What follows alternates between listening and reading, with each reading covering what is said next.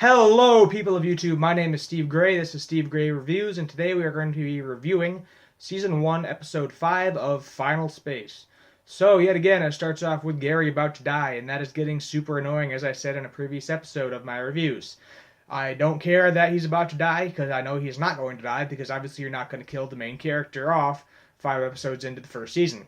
Duh, we get it.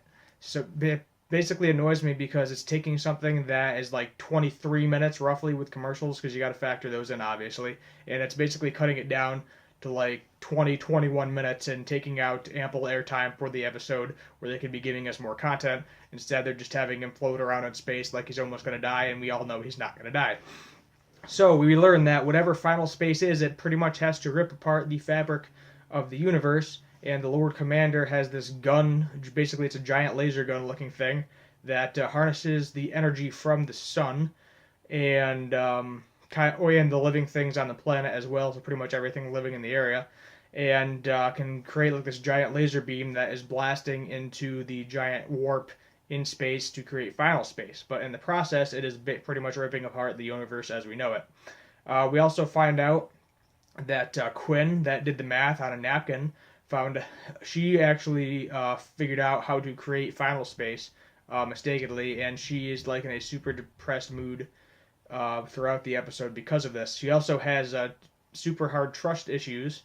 She says the only people she trusts are the Infinity Guard, but ironically, the Infinity Guard end up getting under the command of the Lord Commander to try to create final space. So now Gary, Quinn, and Avocado pretty much end up killing all the Infinity Guard that are on this base, arming and basically creating the blast that is creating final space. We also find out that the little battery and the little device that Avocado's son, Little Avocado, has been given were actually given to him by the, spoiler alert, Lord Commander, so that way he could track down Avocado and get Mooncake for Final Space, whatever role he plays. I'm guessing it's because of these giant beams that Mooncake can produce to kill pretty much anything that's in its path. It could tear apart the fabric of the universe as we know it in the series. At this point, it's going along pretty good. A lot of the stuff was predictable. The Lord Commander thing, I didn't predict that, in all honesty, for Avocado's son.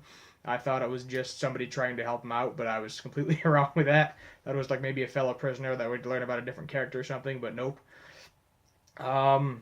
So Little Avocado is captured, obviously, like right after he sends the signal to Avocado.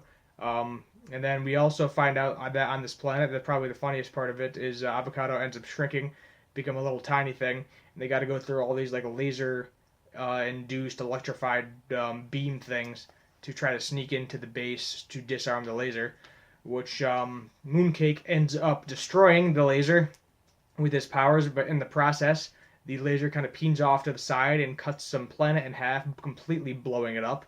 So we kind of learn the power of Mooncake and the laser, how powerful the item, and then obviously Mooncake is.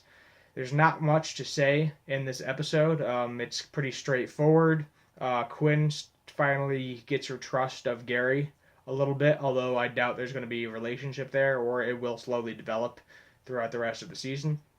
Obviously, at some point in the future, Avocado is going to have to rescue his son, or maybe one of the main characters will die, but I doubt it because it doesn't seem to me like one of the TV shows like Game of Thrones or something that just kills off main characters left and right. Obviously, they're trying to develop the characters. It's the first season. They're not going to kill anybody off that played a major role in it.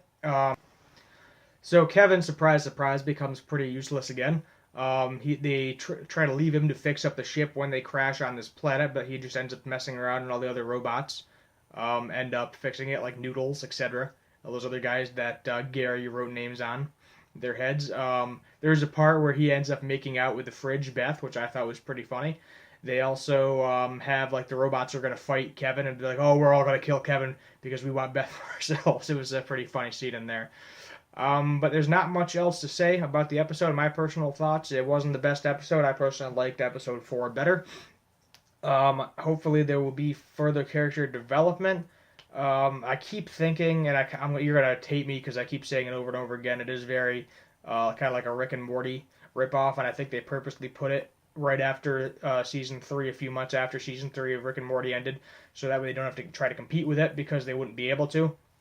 Um, I'm not sure if it's going to last past season 1. We'll see what the audience is for it. Just kind of basing my stuff online and basing like views because I sometimes I watch the videos online to remind myself of what happened in the episode. There's not a whole lot of views on them. Their merchandise seems to be selling semi decently, but I mean, I don't really hear like a lot of people talking about it. But who knows?